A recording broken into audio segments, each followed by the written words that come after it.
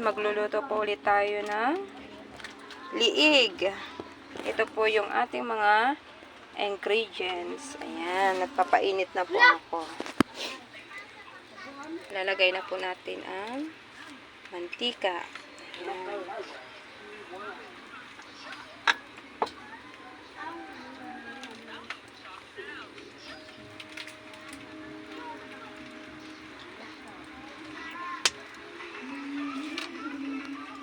Painitin muna natin. Ayan.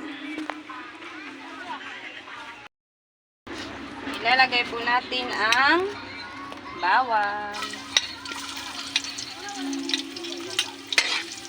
Haluin muna natin.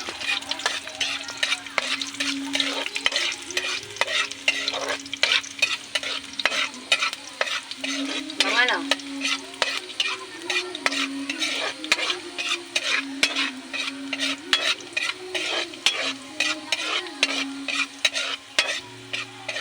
Kapag brown na yung bawang, susunod natin ang sibuyas. Mix, mix, mix, mix, mix. Mix, mix, mix. Sarap na naman ang kain ni Binata.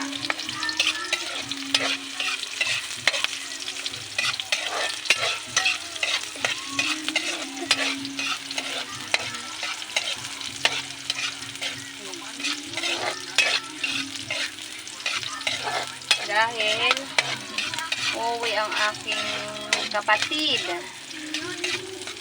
Ito yung kanyang biniling ulam. Sunod,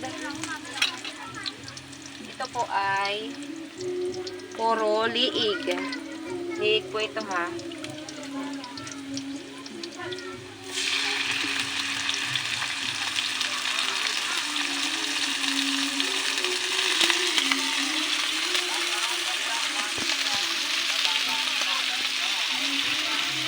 Haluin po natin.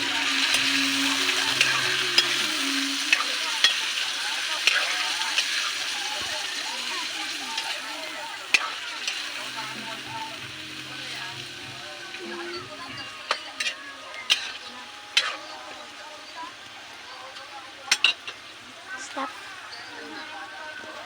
Titimplahan muna natin ng paminta. Palalambutin muna natin siya bago natin siya lalagyan ng mga ibang ingredients. Damihan po natin kasi matakaw po yung kapatid ko sa lagyan po natin ng magic para masarap.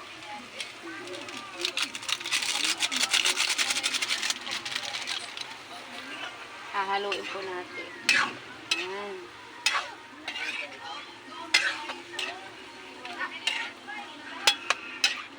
Palalambutin ko muna po siya ng ilang minuto.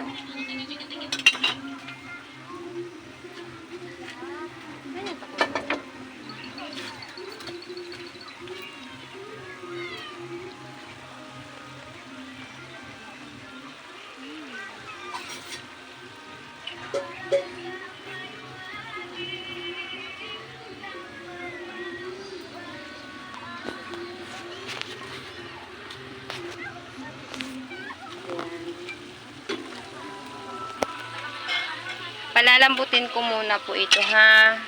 Ayan. Mga ilang minuto lang naman. Ayan. Palalambutan ko lang po siya. Kasi meron pa po kasi siyang medyo masabaw-sabaw. Maganda ang panahon ngayon. Ayan. Medyo madilim-dilim pa, guys. Ayan, medyo dilim-dilim pa. Bakit, baby? Anong gagawin mo? Anong ulam mo? Ha? Ha? Okay, sige. Wait lang, ha? Susunod po natin ng oyster at saka silver swan. Ayan. Sky! Sky! Yun, yung bata. Kumakain na. Hi, Kay, dali. Hi! Hintayin po natin siyang lumambot. Wow! Ayan na po. Medyo nag-aano na po siya.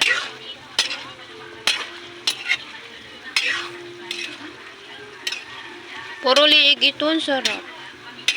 Ayan. Puro liig po siya.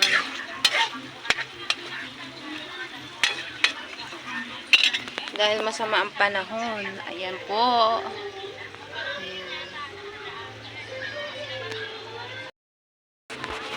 Ilalagay na po natin ang oyster.